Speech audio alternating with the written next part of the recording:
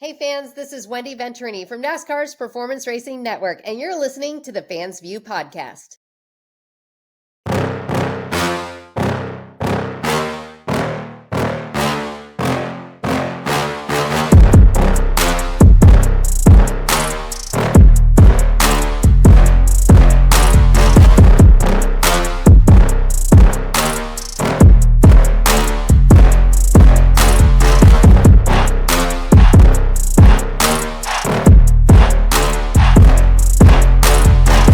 What's going on, everybody? Welcome back to another episode of the Fans View podcast. This week, I am so excited to welcome on a NASCAR guest. She's a mom, she's a wife, she's a sports broadcaster, she's an entrepreneur, she's a pit reporter, and that's just the tip of the iceberg. She comes from racing royalty. She is the one, the only Wendy Venturini. Wendy, how are you doing? Hi, thank you. I'm doing great. Thank you so much for having me on here. I know we've been trying to work this out with our schedule, so I appreciate it. No, I'm excited to be on your podcast today. Thank you so much. We appreciate you taking the time.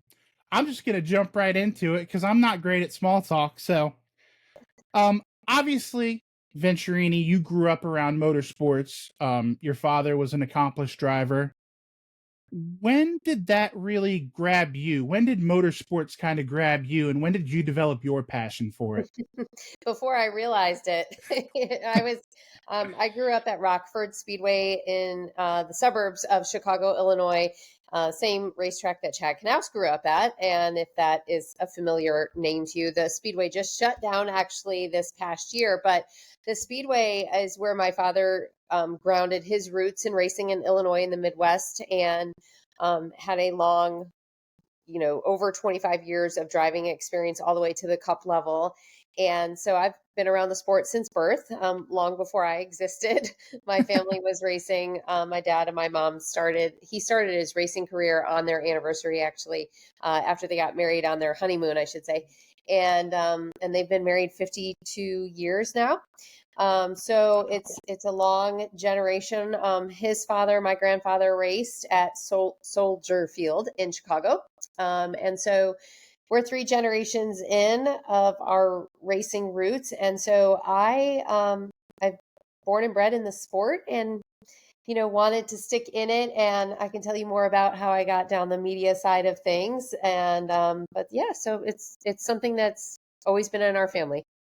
Absolutely. I want to hear all about that because that would be really my first follow-up question is, was there ever any thought of maybe getting behind the wheel, or was the media side always kind of where you veered?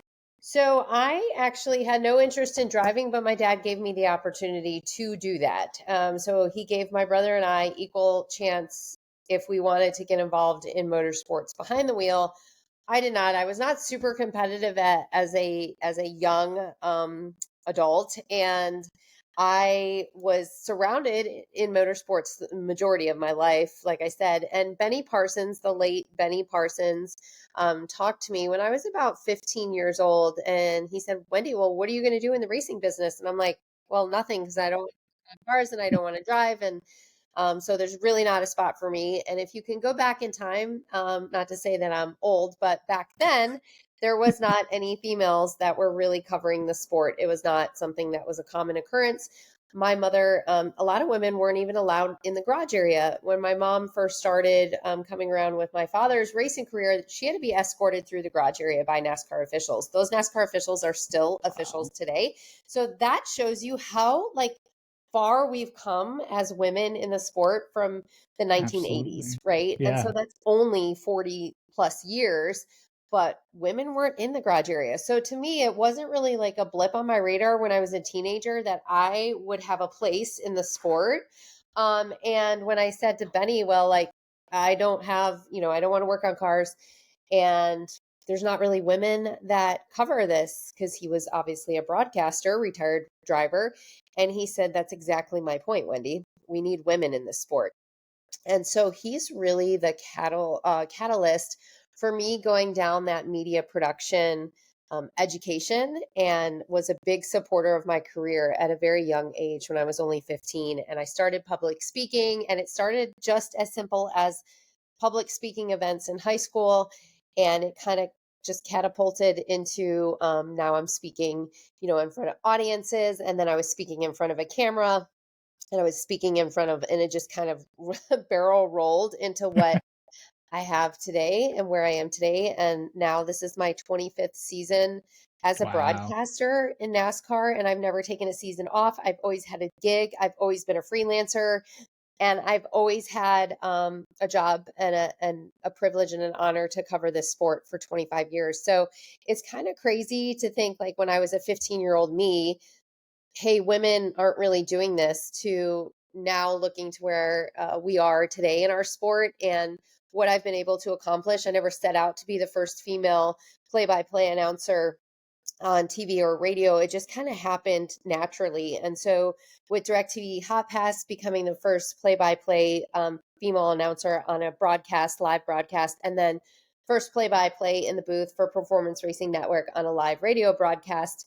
These are things that just naturally happen because nobody had ever done it. And Right. so I don't set out to do like these massive first female to do XYZ. I just wanted to do my job the best that I could, and I wanted it earned. I didn't want anything given to me because of my name or my status in the sport with my father's racing career, or Right. being a female. And so I feel like I've worked really hard because of that. Like, I've worked extra, extra hard to do all the things and earn my spot and earn the respect that I have in the garage area, because of where I came from and the roots that I was grounded in with my parents and their racing career, and where we are today as a sport.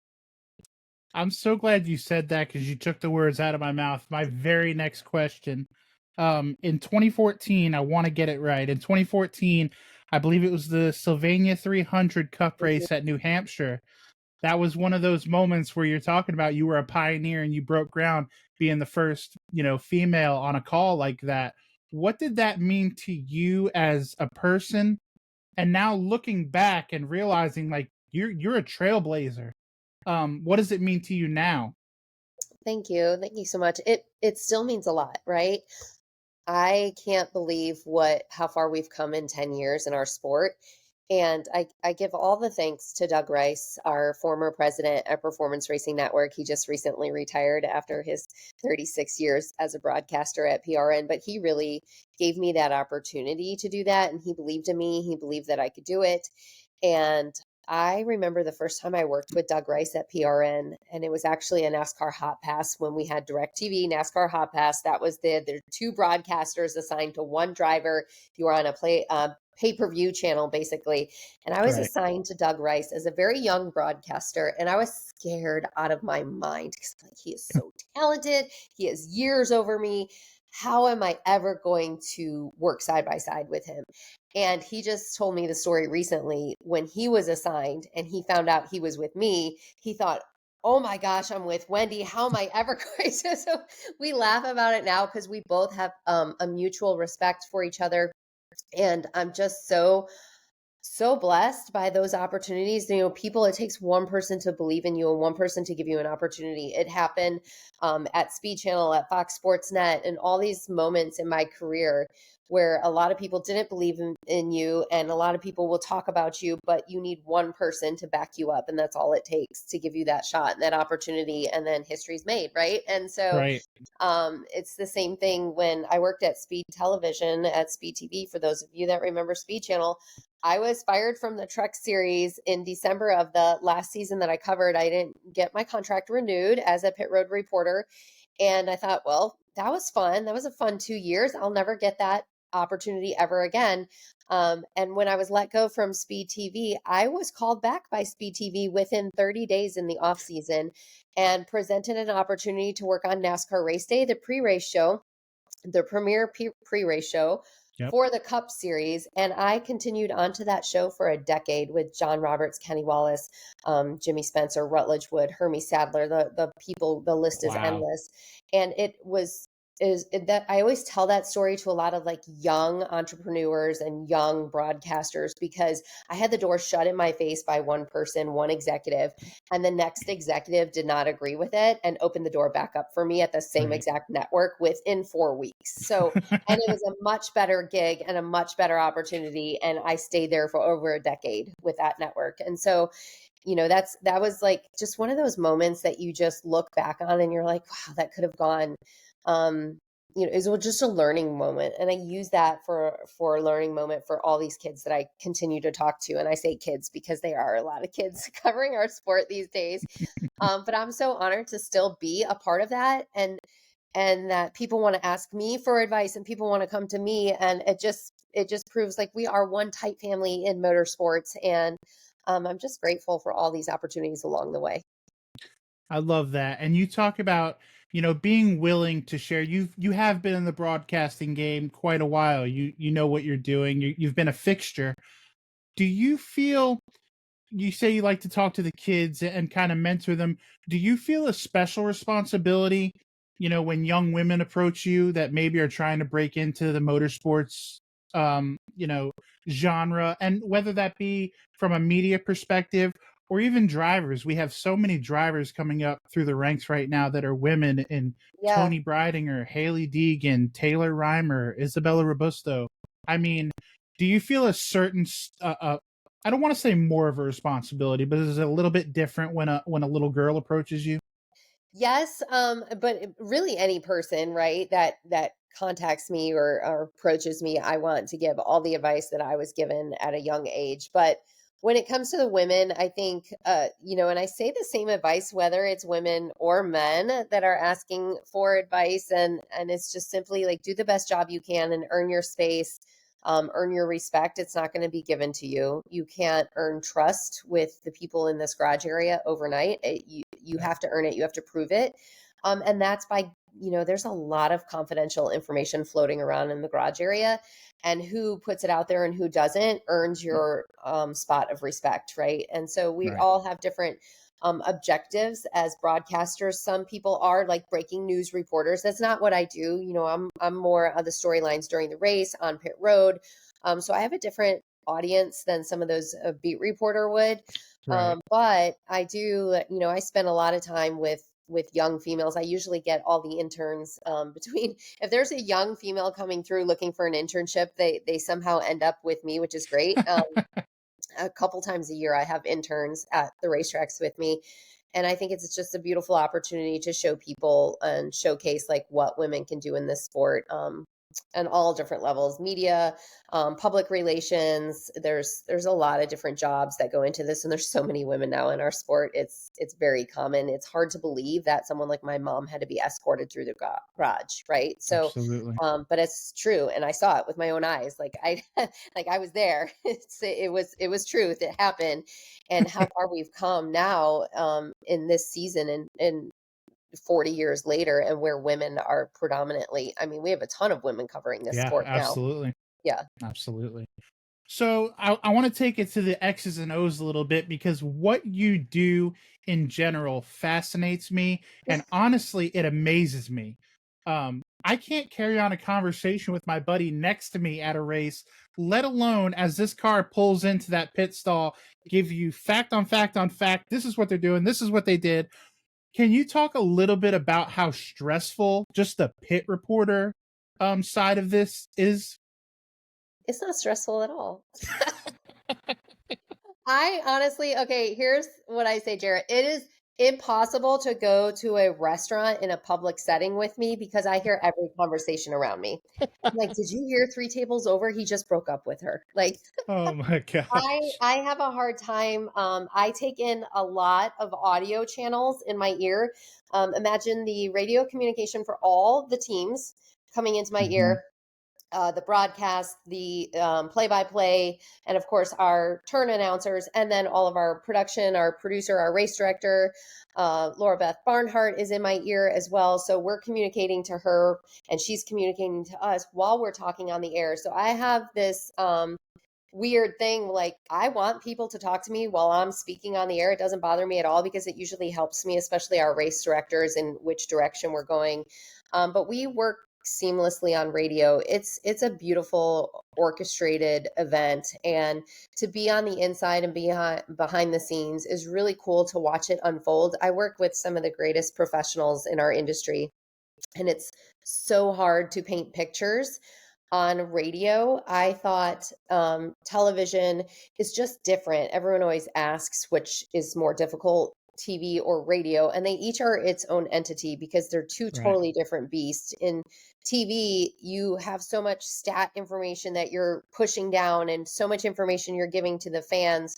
I mean, you don't really have to talk about what you're seeing because they have the Right. images. And on radio, you are painting that image for the fan in their car, driving down the road, exactly what you're smelling, what you're seeing, every person around you, surrounding you. Like, you have to bring that listener right there on pit road. And so it's really fun for me. It's not stressful at all. I love all the communication. And on top of that, usually fans want to walk up and talk to you during the race and, start to have a conversation. I'm like, they have no idea there's 70 people talking in my ear right now. Like, I yes, have anxiety right now with you just describing it. it's fun. It's fun. I just pull an earbud back. That's usually when I can hear the fans. My God. They say, folks are built different. Wendy, you are built different. I'm telling you, fun. just hearing you talk about it's giving me anxiety. I can't Oh gosh, imagine no. how you do it. I prefer a busy pit road. I prefer a busy radio channel. I like a lot of communication. I like a lot of the information coming in. Oh, and on top of that, the PR people are texting you. So you have your phone on pit road as well. And so you're being given information from the PR reps for each driver. So any driver you have on pit road, they're texting updates throughout the race. Old school ways we used to do it on pit road, you would run down and you would have your pit reporter notebook and you would get the pit road notes from the PR person. But now everybody texts. Ever since COVID in 2020 and the PR reps went back home during COVID, we didn't have PR reps there, so they were texting from their house and texting updates to all of us that were covering the broadcast. And it just kind of remained when they came back to the track after COVID. We kept that system in place. And so it's much easier for a pit road reporter now because people text us information versus running down pit road and gathering it. But there are still some old school people I run and get information from. Wow. I wish I had a great follow-up, but yeah, and I do social media. You'll see I'll post during the race. I'll post a pit stop or something. It's fun. You We have are a plenty of time. machine. We You're have a hours. machine. We have hours. It's fine. Yeah. Until it's go time, right? What are some things that maybe, and you kind of talked about it with running up and down pit road, because with you being on radio, obviously, we don't hear you every minute of the race, but when we do, it's like, oh, yep, there's Wendy right where she should be. What goes into that maybe people don't see or don't understand? So we, behind the scenes, we're constantly selling stories, and a lot of them never make air, right? We're constantly giving updates to our race director. Our race director at PRN is really good, though.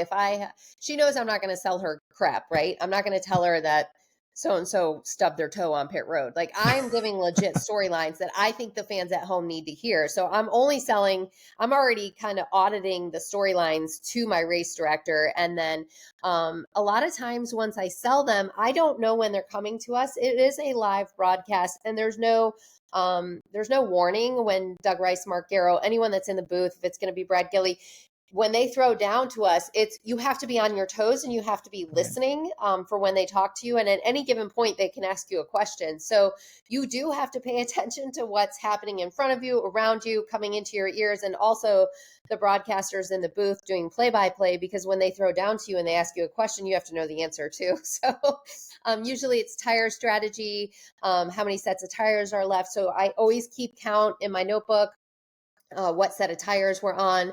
I keep the lap number that every car that I have on pit road of every pit stop, I have documented, and then what they did on that pit stop. So at any given moment, I can go back in time and say Ryan Blaney took 2 tires at lap 72, and this time he's taken 4. We know that. I just keep that running tab going the whole race, and that's basically what pit road reporters do. and everyone does a great job. I mean, we have so many talented pit road reporters in this industry, and they don't get there by chance. They get there by hard work and showing, how they can cover these stories. Right. And I didn't even have this written down, but now you've got my curiosity piqued. Is there a pit road or a track that you would say is a little more stressful for you than the others, or once you're down there, in that area, is it all about the same? So I would say, the last race I was just covering for PRN would have been Las Vegas, and they have a bend in their pit road, which makes it difficult to see. I'm usually on pit in, which means where the cars come into pit Correct. road. Pit out is where they leave. And so on pit in, there's a bend, and then I continue to have cars around the bend. So when you lean over pit road, depending on where you're positioned, you necessarily cannot see all of your cars at once. So that's the hardest part, are the tracks that have that bend in pit road. Bristol's pretty tight, but we usually carry extra pit road reporters at Bristol with the back stretch and the front Right. stretch. And so we usually have 4 at Bristol. Sometimes we have 3, and then I'll have the whole back stretch to myself. Just depends on our race weekend. And that makes it, it makes it more fun, and it keeps me agile and on my feet. That's why I say I got to keep up with the young ones. Because I have to run at any given notice. And then, of course, the infield care center, 1 reporter is assigned to the infield care center. Depending on where your position is on pit road, whoever's closest to the infield care center gets positioned for anyone that gets taken there for drivers, and it's your job to go there and get the interview. Atlanta is the hardest one to get to. It's on the back stretch of Atlanta Motor Speedway, Mhm. while you're positioned on the front stretch, which is actually flipped flopped from years ago, how the racetrack was originally built when pit road was on the back stretch. So the infield care center is on the opposite side of Atlanta Motor Speedway, which is quite a jaunt. So I've done a lot of sprinting there. That one's a little bit of a challenge. But other than that, I mean, it's fun, and I love it. I love good challenges on pit road. Do you have a personal favorite? Maybe not from your pit reporting gig, but like just from a fan perspective, is there a track that really stands out to you that you enjoy, watching? Yeah, I love Martinsville. I love Ah, Martinsville for the beating and banging. Like, it's such, yeah, I mean, everyone grew up short track racing. That's a race fan. You didn't grow up necessarily watching all the mile-and-a-half tracks. You more than right. likely were at your local racetrack in your hometown, and that's where it brings you back to your roots of how you started your love and your passion for racing. That's the majority of our race fans, and it's the same thing for myself too. The close quarters, the beating, the banging, the passing. I think that's always fun. I do love Dover though. Dover's a fun track. It's a fun track to Yes. cover. I love just something different. And it makes for exciting racing, and the facility is really beautiful, and they take great care of us at Dover. There's a lot of tracks that are memorable for different reasons. But the racing at those short tracks are always fun. Yeah, I think everybody would agree. You probably hit everyone's favorite. Bristol. Bristol is an experience all its own. So I didn't say Bristol because everybody says Bristol, right? And Well, the ambience at Bristol cannot be beat. Like, nobody touches the pre-race at Bristol, especially the night race, when the crowd is full, the lights, the fireworks, you're surrounded in this fishbowl of people. It's just amazing. It's Americana at its finest. It's so great to be at a Bristol night race. You got to go if you haven't been. oh yeah, I misspoke. My favorite is Bristol. I was so worried about talking about Martinsville with you that Bristol is my personal favorite. Um, I've never been able to get to Martinsville, but it's on the bucket list. Yes, I hear the hot dogs are something to be had, and honestly, I've never had one. That's because you're too busy sprinting across the infield. So we've already established that you're a certified badass. Now I want people to understand how much of a superhero you are and kind of talk about not so fun things. In 2018, in June 2018, at Sonoma, you were involved in an accident. Um, can you talk a little bit about that and explain what happened? Yeah, so it's fun because I'm here, right? It's a fun Absolutely. story to tell because I'm alive. I went Yes. out for a jog pre-race. It was 5:30 in the morning. The sun was just coming up in Sonoma. We were there covering the cup race, obviously, and I was in a crosswalk on it was I don't know what road we were on in the area of Sonoma, but a lady came over the bridge and struck me in the crosswalk as I was going through on a jog early, and the sun was coming up. The sun had gotten into her eyes, so she did not see me. I went for a little trip in the air and a little somersault or 4 or 5, and landed on my head and ended up with a skull fracture and a torn LCL, and my calf bone detached from my body, concussion, of course, and a lot of other long list of things. But I will say that experience was so amazing because I immediately, when I was hospitalized and I ended up being stuck in California in intensive care for quite some time. They wouldn't let me come home. And finally, when I was released to come home, you're not allowed to fly with the skull fracture that I had and the concussion. I couldn't Right. have the pressure of an airplane. And so I knew I was being transported home. And the fine folks at Toyota Racing left their motor coach driver and their corporate bus in California just for myself. Wow. And they waited until I was released from the hospital and graciously carried me home to North Carolina. It took us 3 days and 2.5 days, and it was a trip that I don't really remember a lot about, but I did make it home. And the fine folks at Toyota Racing took great care of me. So I am forever grateful. And I keep in touch with that motor coach driver. Actually, still to this day, we are very good friends because he was such a blessing to me at that time. But really, the whole industry, how they came together and they were there for me. I was blown away. It was crazy, and you learn so much with the basal skull fracture.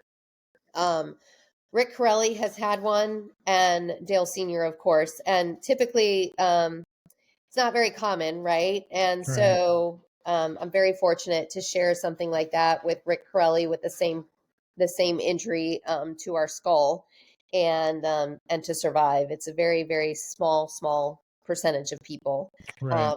But I'm good. Ask my son, and he says, "You're a very forgetful mom," but I think that's just my old age. And that, girls and boys, is how Wendy became Batman. Do you suffer from any lingering effects from that, to this day? No, I'm very active, and I have been. I had a great team of doctors take care of me. Well, Dr. Jerry Petty is the concussion doctor, the surgeon that takes care of all the NASCAR drivers over the years. He's retired now, but NASCAR had me in great hands with all the NASCAR doctors. Bill Heisel with Ortho Carolina took care of me when 3 weeks went by and I realized I was limping. They called me back into the office and they did an MRI of my calf. And that's when they realized my calf bone had detached from my body inside. So Oof. the head injury and the concussion had, with the skull fracture, had overtaken all the pain that I was feeling in my leg. And so then they put me in a cast from my ankle to my hip and stabilize that so that could heal. And so yeah, I was in great hands. I had a lot of physical therapy.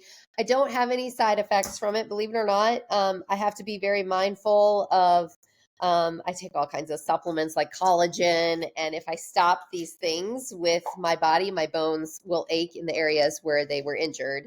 And so as long as I stay on top of everything as most natural movement can, I'm good. But no head repercussions of that with my skull fracture or my concussion. I had lost my sense of taste for 9 months because I had nerve damage from the back of my skull, actually affected my olfactory nerve. And so I had lost my sense of taste and somewhat smell for about 9 months, but that came back, thankfully. And I'm glad because everything tasted like metal for almost a year. That was not fun. but everything's back to normal now, so I'm very fortunate. Thank you. My God, you really are a superhero. But I'm very glad, and I know I share that sentiment with everyone. Everyone that listens to you on PRN. We love you, and we're so glad that you made a full recovery from that. Thank you. The fans were awesome. They were awesome. I love them. So to kind of transition, I want to hit you with a couple topical stories. It'll still be topical when this airs. Just two or three. First thing, and I hate to ask you a million questions about, well, as a woman, since this is a woman, but I think you have a unique perspective that I really respect, and honestly, I'm a fan of hers. So I would love to hear your opinion on what happened this past season with Haley Deegan and AM Racing, with them just it felt like kind of dropping her out of the blue mid-season. Her losing her ride. Mm. What are your thoughts on that whole situation? So I always say, like, and Haley would feel the same way. She wants to be where she is based on her performance and what she does on the racetrack, not on her gender. And I'm the same way in my industry too, right? I want to earn my spot and let my performance speak for itself. And I think just like any driver's performance, you are on under that microscope, no matter who you are. She had a tighter microscope because of who she was as a Right. female. It was just like when Danica Patrick came into our sport and all eyes were on her, on what can she do for performance. And it's a very difficult thing to do. Obviously at this level, not very many people make it this far, and to be Right. successful on it, it is a very small percentage. And so I think she did everything she could at in a stock car, truck, all these forms of motorsports. And now with her Right. going into that IndyCar level of Indy Next, I think it's a unique opportunity to let her showcase a different talent. And I would love to see her succeed. I want nothing but success for all these women that are in our sport, and to see what she can accomplish. She was really fun to cover on the NASCAR side of things. Always a pleasure for me personally to work with. And my 13-year-old son, who's sitting off camera, was a fan too. So I'm sure he's sad. Oh, well, I'm a huge fan of her. Taking her gender out of it, are you surprised with her getting all the fanfare and everything that she was cut loose so quickly? It felt like she was there one day and gone the next. Yeah, this sport's very fickle, right? And if Yeah. sometimes it comes down to money too. I don't really know the storylines behind it, but if it was financially driven choices or sponsorship driven, that happens a lot in our sport.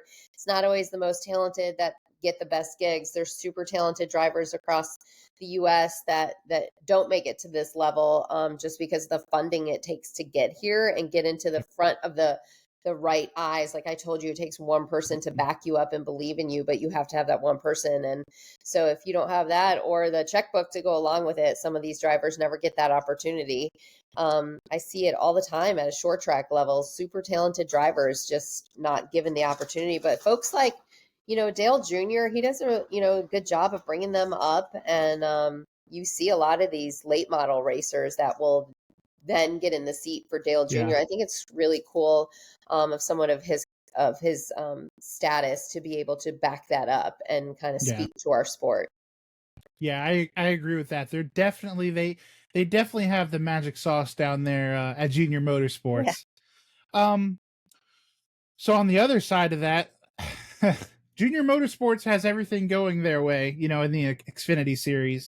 One team that really is fighting an uphill battle right now is 2311. With its messy lawsuit, 2311 and front row versus NASCAR. Do you have any thoughts on this unfortunate situation? Well, I'm curious how it's going to play out, because we've never been presented this situation before. Usually in my 25 years, I feel like I've covered a lot of storylines, but nothing to this caliber. I've never covered a lawsuit like this between owner and NASCAR. And so um, I'm not like deep into the I know some of the reporters, the beat reporters, are following um, the lawsuit and like all the transcripts, going through those. I am not. But I will say that I think I saw Tony Stewart's interview on social media the other day, and he just commented on with Rick Hendrick saying, like, I was tired of fighting NASCAR. And Tony like made the statement, and this is one of the reasons I just got out, right? This is one of the Yeah. reasons why I'm going somewhere else. he was frustrated and he was tired. If he's tired of fighting or arguing, I get that from an owner's perspective, but nobody knows the real truth. I'm not in those war rooms. I'm not in those rooms as an owner against NASCAR. So I don't hear directly from NASCAR. I only same thing that you take in, and the information given to you. So it's I think it'll be interesting. I don't know how long it will take. I feel like this can go on for a while. I don't know if you've ever been involved in a lawsuit, but I feel like they take forever Yeah. sometimes. Yeah. It's not a lot of fun. Not a lot of fun. So I think it'll be a while before we see anything. And I know the injunction that allows 2311 to go ahead and keep moving forward. So I think we won't see like the real result of it for a while. Right. Do you have any predictions for Friday? I think the judge is supposed to rule on that injunction by Friday. I don't have any prediction because what I've learned about judges and lawsuits is that everything can make sense on paper, but it's ultimately comes down to the judge and doesn't always play in the right favor what you thought it should have been. So I think it comes down to, the judge that's assigned to that and what they're gonna I don't know. It'll be interesting. I'm curious. I'm following it just like you are. Let's hope everything works out. Obviously, Danny and Michael Jordan are nothing but good for the sport. So hopefully they can figure something out. Yeah, I love Michael Jordan has really like made a larger appearance in our sport lately. When he first came around, he wasn't there, all the races, or he would come for the beginning, he wouldn't stay for the end of the race. He was very he was less accessible, right? He's well guarded. There's a lot of security around him. But now, he comes to a lot of races. He stays to the end. He's there celebrating post race. You'll see him in like post race interviews in the background a lot of times. And so I think it's really cool how much he's increased his passion for it. Cause, maybe it was like a financial decision at first. He's always been passionate about NASCAR, but really like he wants to be there and he's there all the way to the bitter end, So I think that's cool. I want fans to realize like how well invested he is at the track and how much he's there. Yeah, absolutely. And Michael Jordan is not ever going to be a bad thing for NASCAR. No, no. So let's talk about some happy things. We talked about lawsuits and unfortunate accidents. Let's just talk about something happy, at least happy for one driver. I got to get your championship pick. Obviously, the championship 4 got decided Sunday. Who's your winner this year? Is Ryan Blaney going to go ahead and do this thing back to back? I think he is. I think he is. I feel like, okay, someone like Joey Logano, you can never count him out. I knew it. I knew Logano was going to punch his ticket early. I just knew it because Logano knows what to do when he needs to step up. They're very methodical at Team Penske and they're very analytical. Like they do things differently at Penske. So I think it would be tough between Blaney. I don't know. They have a lot of smarts behind them. Not that the other teams don't take that the wrong way. They're very methodical when if their backs are against the wall and it comes down to a fuel mileage race or something like that, I feel like Penske just stretches it until it's dry. Like if I ever am in the desert and I need a drink of water, I'm going to call Penske and tell me how to make it that one drop of water last me a week. Because that's like that is what they do over there. Like they're really good at it. And so you never know how these races are gonna play out and the strategies that might be needed. But if you have to have strategy involved, it's playing in the favor, statistically in Penske's favor. Yeah, and I think it really helps with the way the playoffs are structured. I think 3 out of the 4 last couple tracks that we've been at are some of the strongest tracks that Blaney runs at all year. Yeah. So it kind of works out. If Blaney can put himself in position, I'm never going to say that he's putting himself in an easy road, but his performance, dictates that. So I'm gonna bring it home here. We're gonna round turn 4 here. See what I did there? That's a NASCAR pun just for you. I got 2 questions that I love to ask everyone, all my guests, because I feel like it really helps people get to know who you are as a person. Number 1, what's the best piece of advice whether it be career based or just life based, what's the best piece of advice that you can think of that you've received? And I've given this advice when, after I've received it, but don't let one person's opinion dictate your talent. That would be my greatest takeaway in my 25 years. We live in a very fickle sport where it's very hot and cold very easily. If you disappear from the racetrack, you can be forgotten about very easily. But when you're here, it's a very tight family. And so if you are in the industry working like you and you have a setback or a door close in your face, the best piece of advice is just not to let that one incident determine what you're going to do next. My father always told me don't burn bridges, right? And so with NASCAR being a tight family, he said not everything's going to go your way in this sport, and when it doesn't, you can't hold grudges, you can't hold that against somebody. It's usually just a business decision. And what I've learned is how much beneficial that advice has been for me in my 25 years, because I could have pissed off a lot of people in 25 years and I haven't, right? I'm respectful with the information given to me. I hold confidential information confidential. I release information when I feel it's appropriate. And that's a fine line to walk as a reporter, because you have a job to do to give information to the fans, but you also have to protect your relationships to get that information. And you're Right. never going to get it if you burn those bridges. And so that's a really fine line to walk as a reporter. But I feel like I've done a decent job over 25 years, and people still trust me. To the point where a lot of the things, gosh, half the things I don't even think I can say on there. But not only that, but like the families and everything, I have a very tight relationship with a lot of the families, and mainly because when I was in the height of my TV career, I was living with them. We travel in a motorhome lot. We live like a circus. We're like circus animals. We travel together. We live together.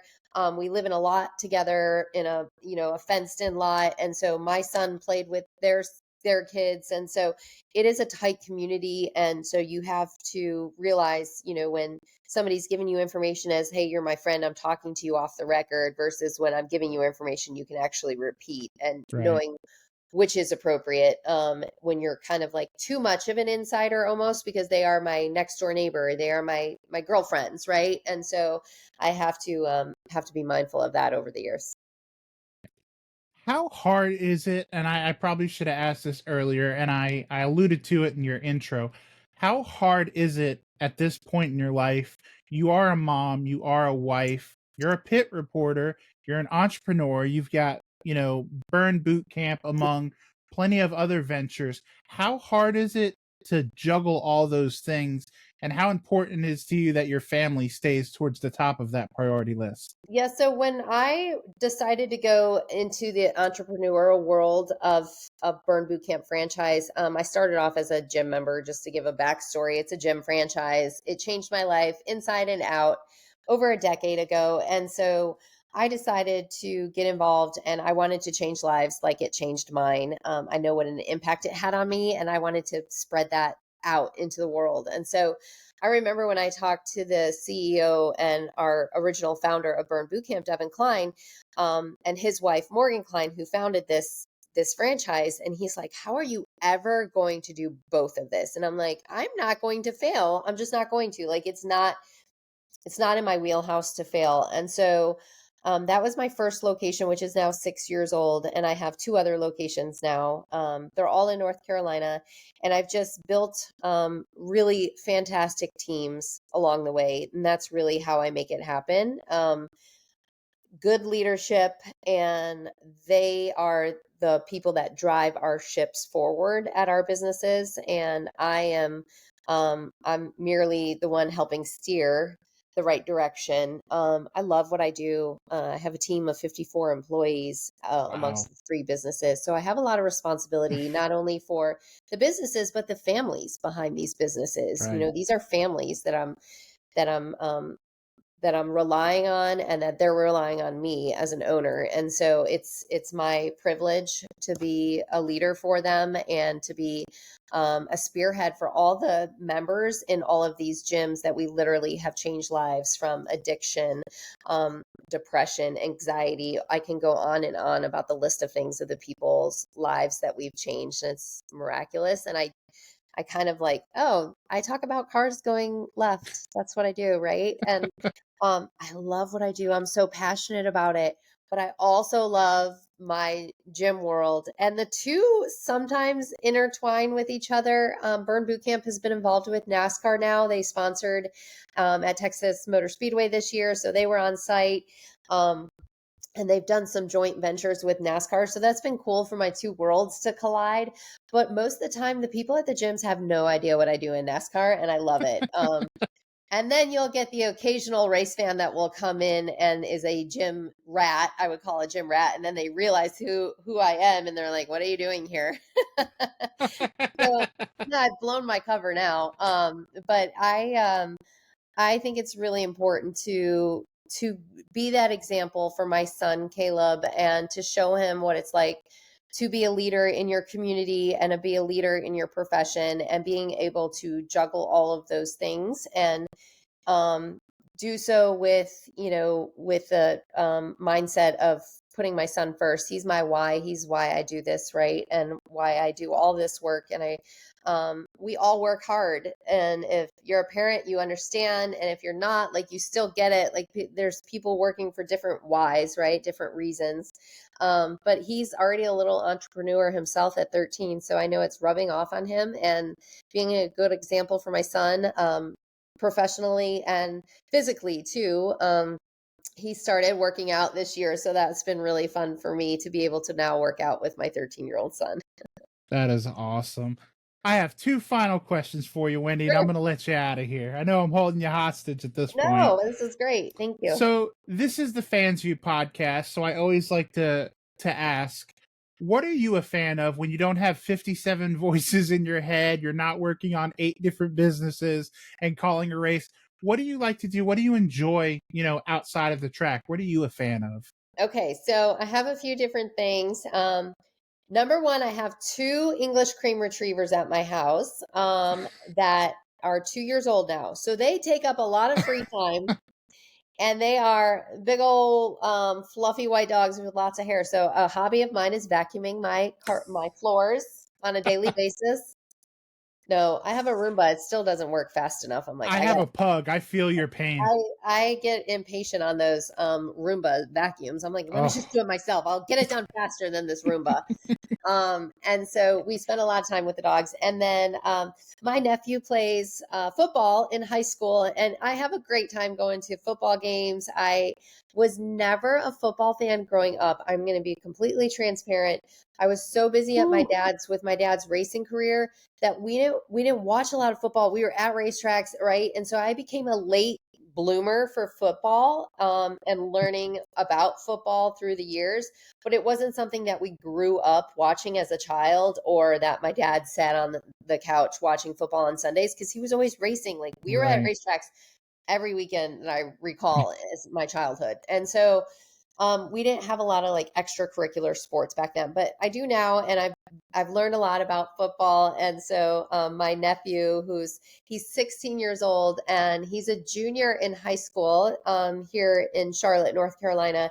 And he's 6'4" and 280 pounds. He's huge. Like, he is he's a boss, man. And he's going places. He is totally going places, and I can't wait to watch his football career. So Aunt Wendy's become a huge football fan. And so I love Friday night lights and going to football games when I'm in town.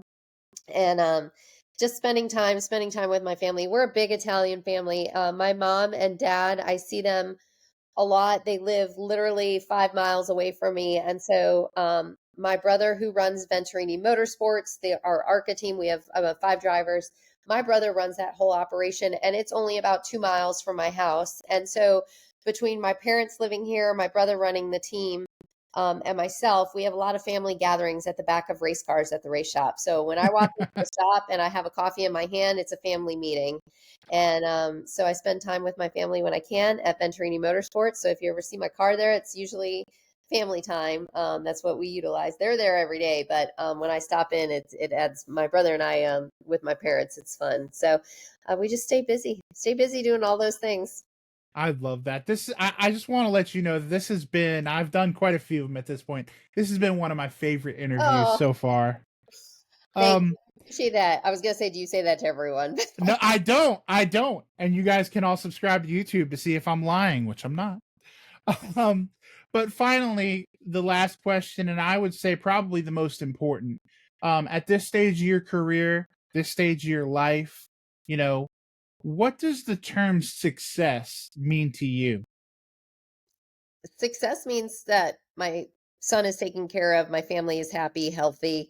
That's true success. When I can leave my house and go take my son to school or pick him up from school as an entrepreneur, that's what you want, right? That you're not stuck at a desk on a time clock. And that takes risk. That takes courage. That takes discipline to get to that level as an entrepreneur. And it doesn't happen overnight. It's not given to you. Success is not guaranteed, but to be successful is not about financial gains for me. It's about being able to have control of my life and my schedule. Like I said, I've been a freelancer my whole entire NASCAR career. I've freelanced, which means I'm not guaranteed a gig, a job, a paycheck, anything throughout all of these race seasons that I've covered. I've always had to work for every paycheck. I work for every gig. And so as a freelancer, I've learned how to hustle, right? And so it's not always about financial gains as a freelancer, as a hustler, right? Sometimes it's about making those sacrifices for your family if you have something else that's more important. And I think that's the measure of true success, is when you can weigh that and make those choices. And I've gotten to a point in my life where I can feel confident about if I need to take a weekend off for a family function. Like, I'm not stuck to my job. I'm not stuck Right. to, I have to be at the racetrack. I love what I do, and I'm very honored to do it for this many years. But I also know that there's things outside of the racing world. If it all shuts down tomorrow, you have to have your family and you have to have a life outside of that. That's such a great answer. Wendy, I want to thank you again from the bottom of my heart. Thank you so much for taking time out of your busy schedule. I know how it is just with my small family to carve out some time, and you've been so gracious with yours.